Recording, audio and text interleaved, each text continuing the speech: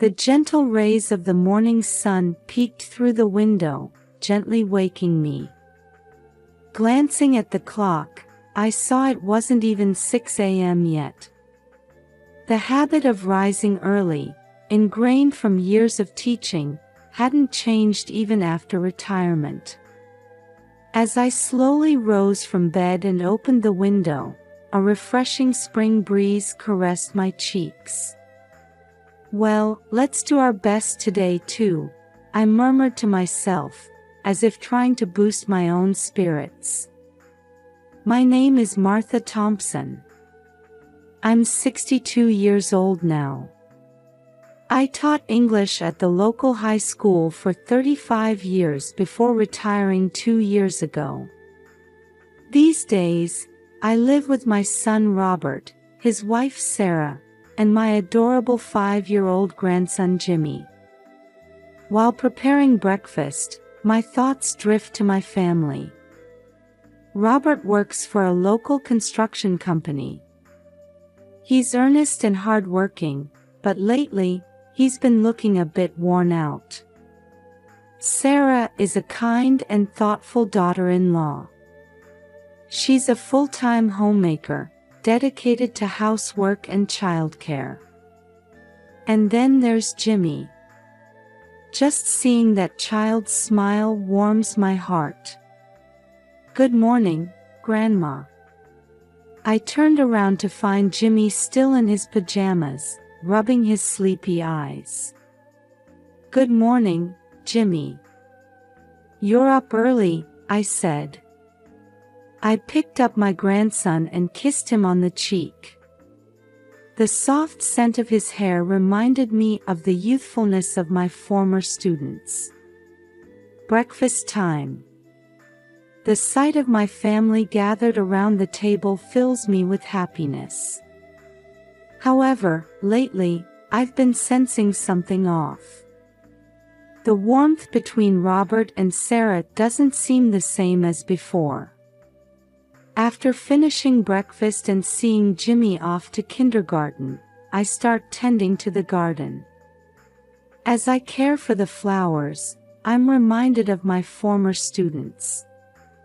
Watching them grow was one of the great joys of my life.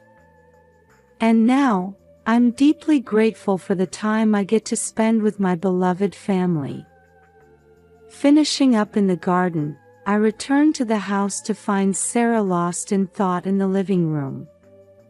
Her expression seemed tinged with sadness, as if she had something weighing on her mind. "Sarah, is everything all right?" I gently called out to her. Sarah looked up, a bit startled, and forced a smile. "Oh, Martha. I'm fine, just thinking about some things." I sat down next to her and gently placed my hand on her shoulder. "You've seemed troubled lately.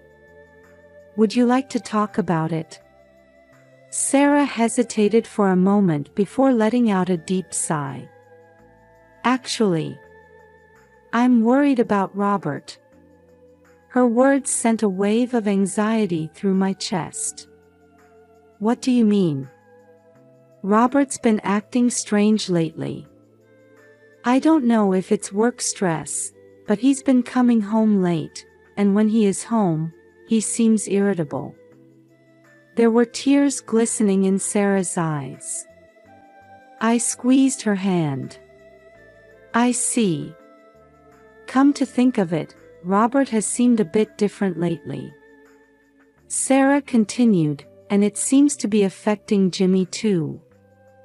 Yesterday, Jimmy said, 'Daddy's scary.'" Hearing those words broke my heart. I could feel cracks forming in our precious family. "Sarah, what specific changes have you noticed in Robert?" I asked quietly. Sarah thought for a moment before answering. "He's been taking phone calls in secret, suddenly going out more often. And he's grown cold towards me too." As I listened silently to Sarah's story, I reflected on Robert's recent behavior. Indeed, he had become more taciturn and seemed to be spending less time with the family. "Have you tried talking to Robert about this?" I asked, and Sarah shook her head sadly. "I've tried, but he just says, it's just work being busy, and brushes me off." Our conversation was interrupted by the sound of the front door opening. Jimmy had returned from kindergarten. "Mommy!" "Grandma!" his cheerful voice rang out. Sarah quickly wiped her eyes and put on a smile. "Welcome home, Jimmy. Did you have fun today?" Jimmy began happily recounting his day at kindergarten, but I noticed a shadow of anxiety in his eyes. I didn't miss this change in my grandson.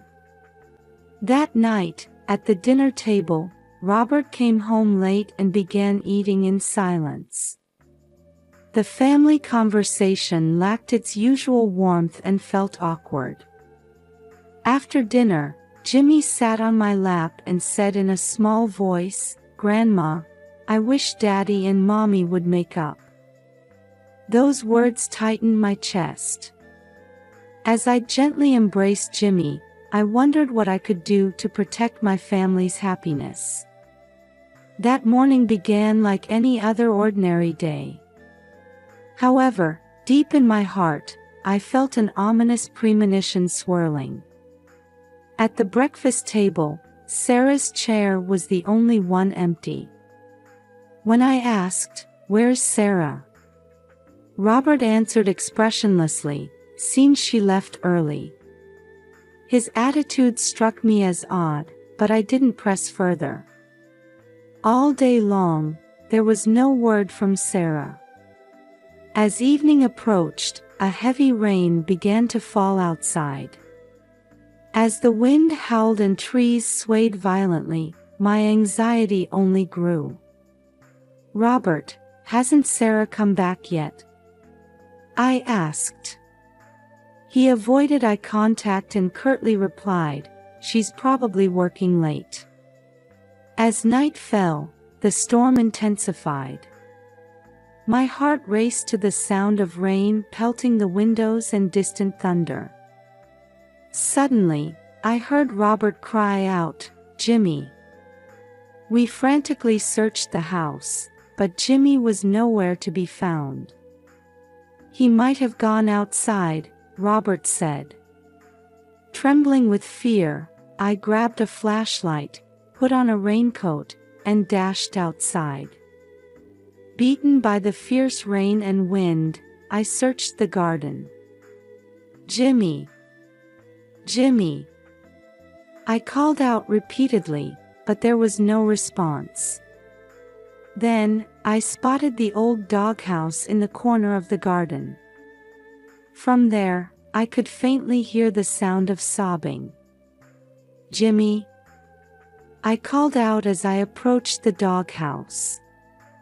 Peering inside, I found Jimmy sitting there, shivering. "Grandma," Jimmy said in a tearful voice. I quickly scooped Jimmy up and carried him back to the house. Robert was waiting at the entrance, but his expression was strangely calm. In the living room, I wrapped Jimmy in a blanket and gave him a warm drink. Gently, I asked, "Why did you go outside?" Jimmy answered in a trembling voice, "Daddy, to Mommy." "What did Daddy do to Mommy?" I asked, holding my breath. And then, Jimmy's next words changed my world completely. "Daddy pushed Mommy into the incinerator." In that moment, my mind went blank. Jimmy's words echoed in my head as if in slow motion. "What do you mean?" I asked in a shaky voice. Jimmy continued between sobs, "Daddy and Mommy were fighting loudly. then Daddy dragged Mommy to the incinerator. I was at a loss for words. Looking at Robert next to me, I saw his face had turned pale. "No, that's not." Robert mumbled, but his voice lacked conviction. From that night on, my world changed completely. Even as morning came, it felt like last night's nightmare was still continuing. At the breakfast table, Sarah's seat was empty as usual. Jimmy sat silently, not touching his food. Robert was restless, constantly checking the clock. I took a deep breath and made a decision. "Robert, I'm going to call the police." Robert looked up, startled. "What are you talking about, Mom? Sarah will surely come back." "There's no need for the police." "But what Jimmy said." "That's a misunderstanding." Robert raised his voice. Jimmy, frightened by this, hid behind me. With trembling hands, I picked up the phone and called the police. "Yes, my daughter-in-law is missing." And I continued, choosing my words carefully, "There's a possibility that my son may have harmed his wife." After I hung up, Robert was looking at me with eyes full of anger. "Why would you?" However, his words were interrupted by the doorbell. The police had arrived surprisingly quickly. 2 officers entered the house. They carefully assessed the situation and began asking detailed questions about Sarah's disappearance. "You haven't seen your wife since yesterday morning?" one officer asked Robert. Robert answered nervously, "Yes, she seemed to have left early." The other officer began asking about the incinerator. I didn't miss how Robert's face tensed for a moment. The officers went out to the garden to examine the incinerator. Meanwhile, I held Jimmy, trying to comfort him. "Grandma, I'm scared," Jimmy said in a small voice. "It's okay, Jimmy. Grandma's here with you," I answered, but I could feel my own voice trembling. When the officers returned, they began asking Robert more questions with serious expressions.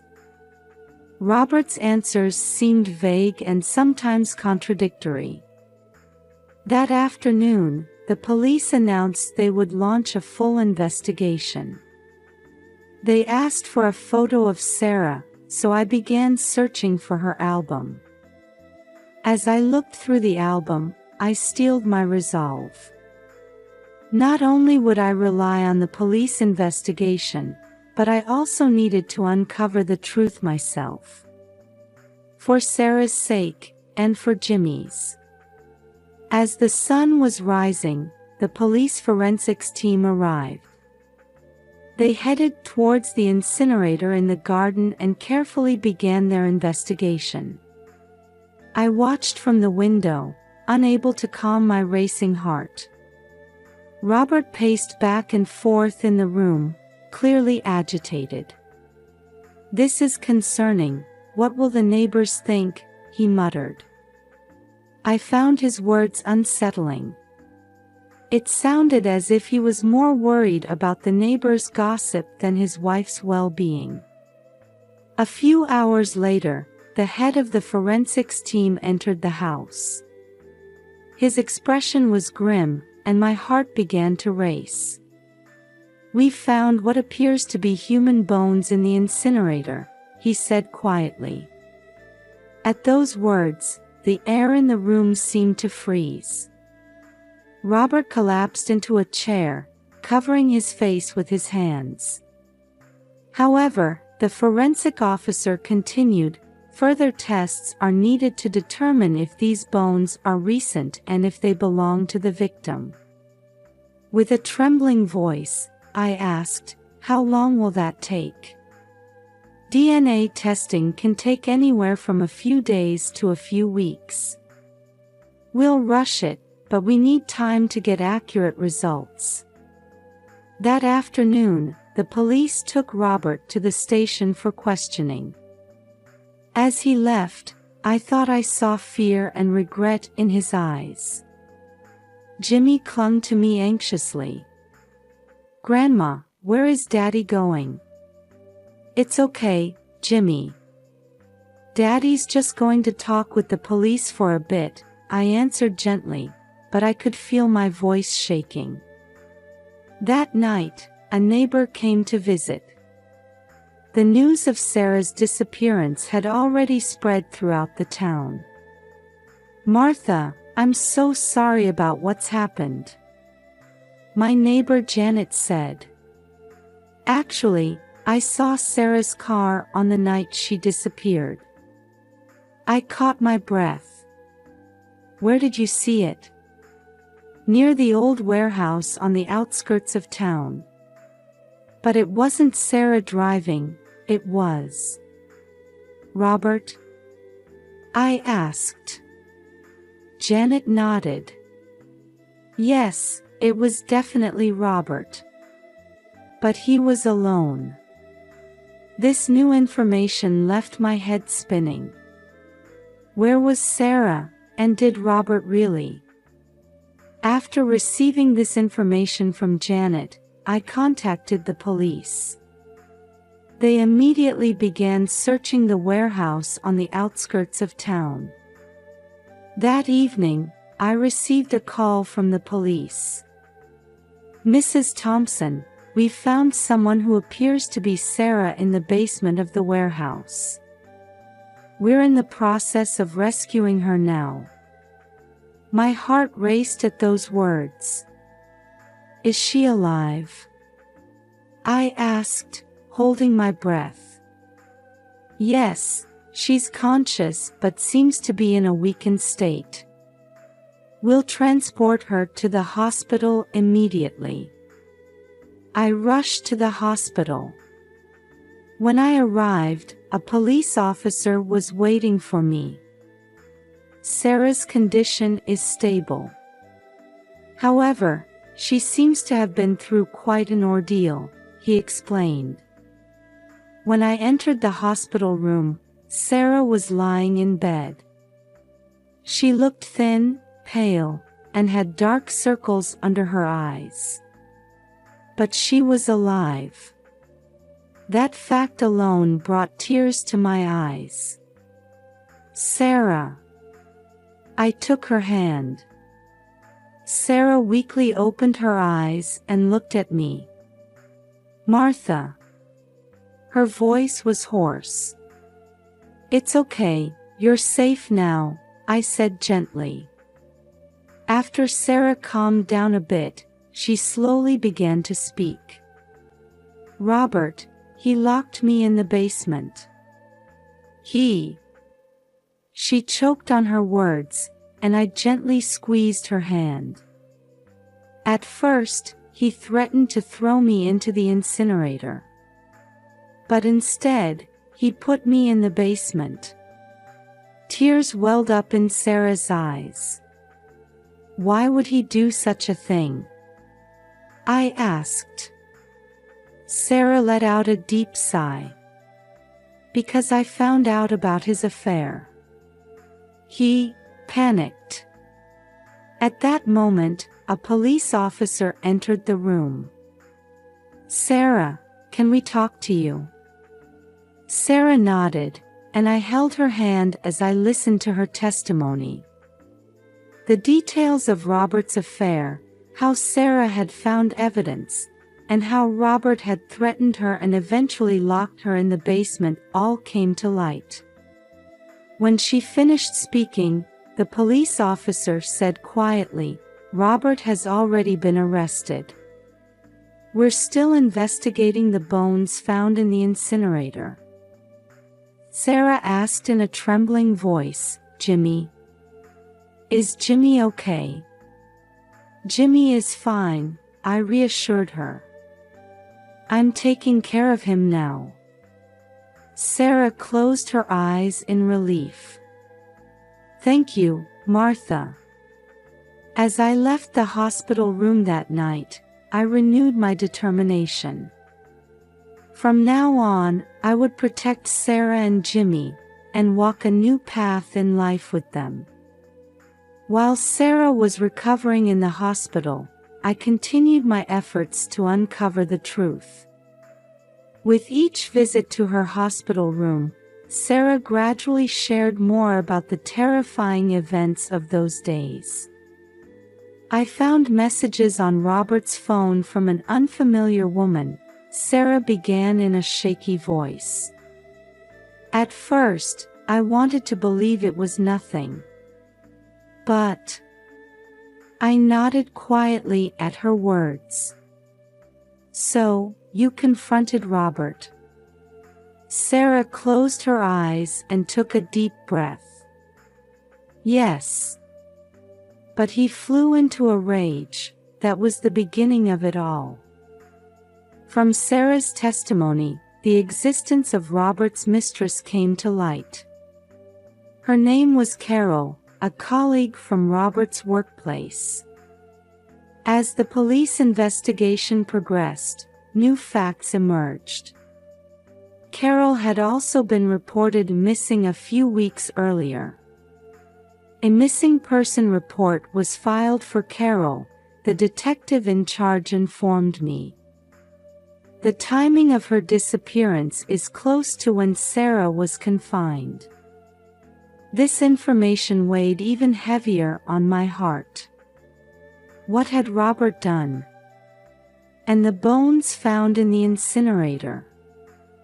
I decided to gather information from the local community as well. I visited the town library and the cafe Sarah frequented, talking to people. Mary, the librarian, had some interesting information. Just before Sarah disappeared, I saw her having a heated argument with a woman named Carol, Mary said. They were both upset, and I remember Carol shouting, "Stay away from him."